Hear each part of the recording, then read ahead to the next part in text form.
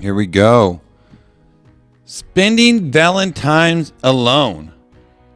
This is the time of year we start thinking about love, right? This is the time of year we start thinking about love. How can we avoid it, right? The grocery stores, the gas stations, every place we go, we see something about Valentine's we love. The TV, the radio, that's all they're talking about this time of year.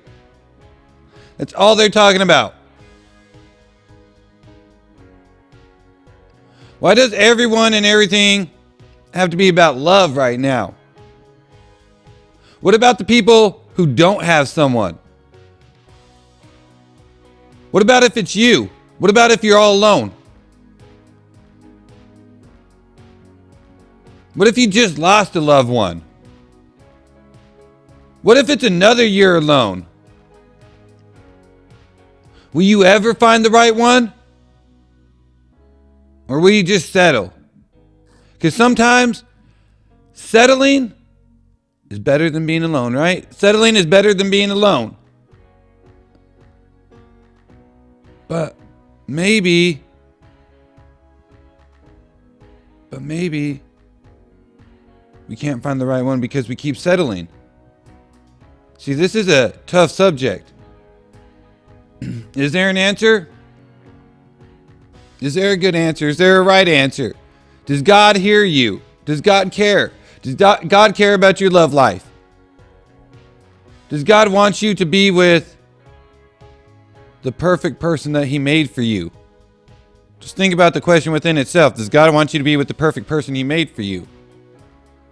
If He made that person for you, the answer is yes, because He made them for you. See, these are some of the things I start asking myself.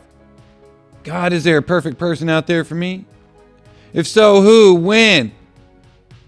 What does she look like? When I start to ask God those questions, I started thinking about those questions myself.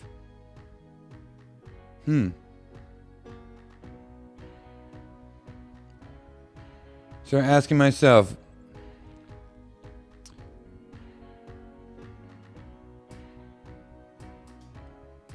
so my question to you is, what does that perfect person look like to you? What does that perfect person look like to you? Because I started to ask God that, but then I started thinking about it myself and started to kind of ask myself that. Say, well, what is that? What am I looking for? What are those features? At first, I started to say, she would look like this or that. But God challenged me on that. God challenged me on that. Then I said, well, she'd have to be a Christian for sure. You know, she'd have to be a Christian. But then I started to find out, and then God also challenged me on that. It has to be more than a Christian. Because everyone calls themselves Christians nowadays. Everyone calls themselves Christians, right? Everybody's Christian. Some denomination or another. They had to love God. They have to love God with their whole heart. With their whole heart. So I asked again, and I'm asking you again, what features are you looking for in a relationship? God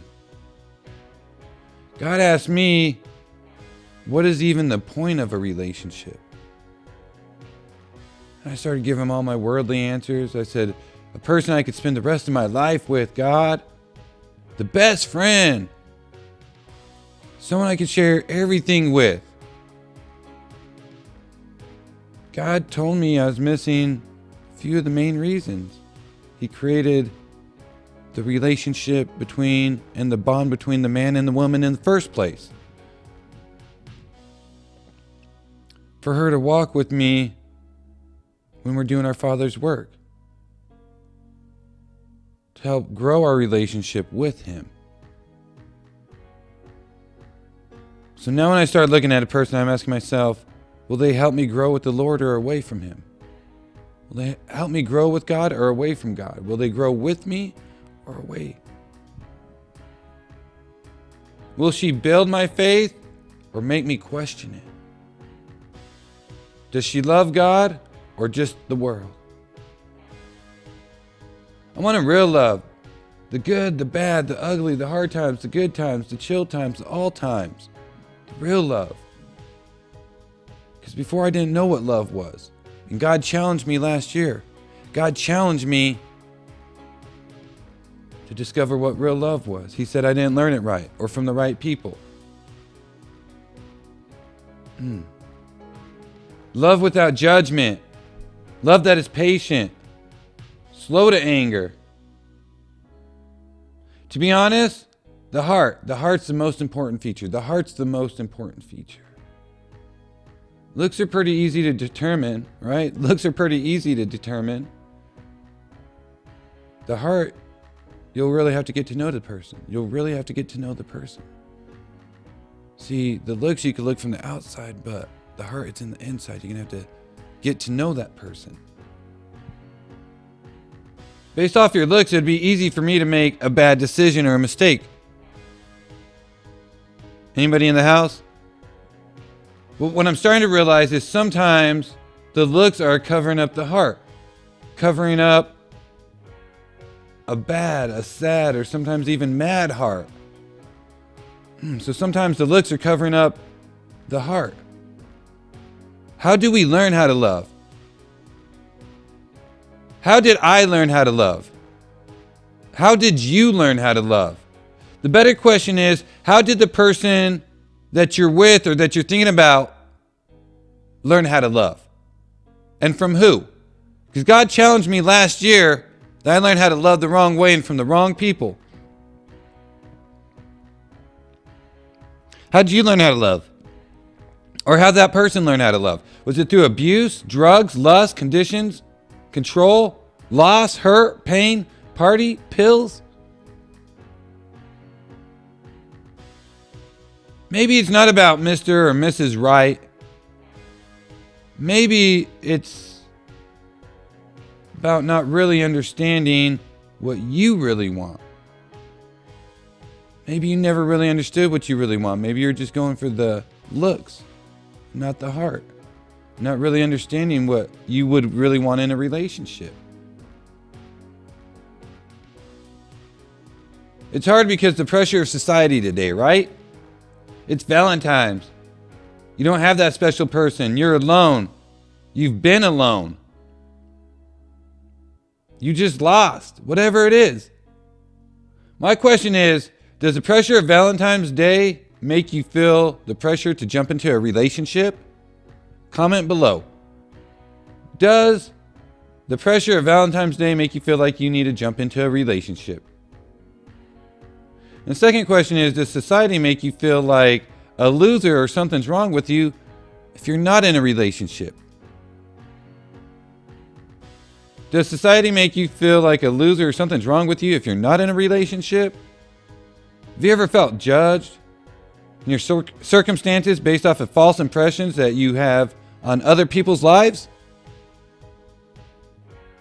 I have and I do. Shoot, sometimes I even add to it, right? See something good going on with somebody else, is like, oh, well, they must be doing this and that also. So you just add on the great stuff that they're doing, right? Or even take away from some people's pain. You see them going through something, it's just them, they could go through it. But when it's yours, it's something different, right?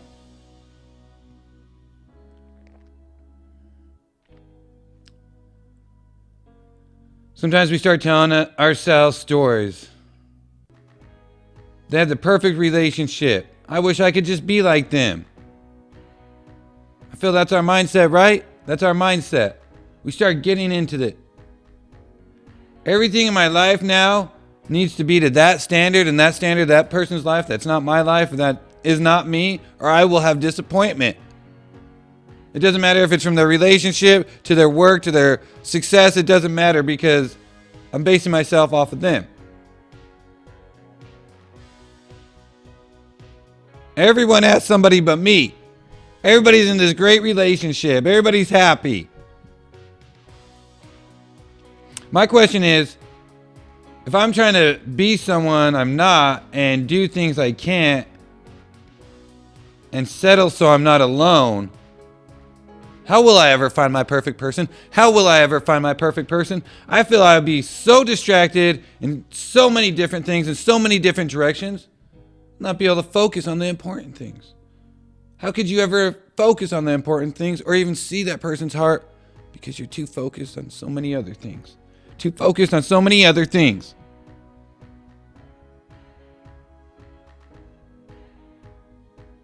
Mainly distracted from my relationship with God. Mainly distracted from my relationship with God. So as we enter Valentine's season, God tells us this: but seek first the kingdom and his righteousness, and all these things will be given to you as well. Seek him first. Think about that. He says, seek his kingdom first, and the rest will be given. He created all the creatures, and he created all the heavens and the earth, right? God has the perfect person for you. God created a perfect person for you. So the question is not, is there the perfect person? God has already created the perfect person for you. And how do we know it's for you? Because God created that perfect person for you and you for them. Amen? God has that perfect person for you. Look at the heart and the beauty will follow. Look at the heart and the beauty will follow.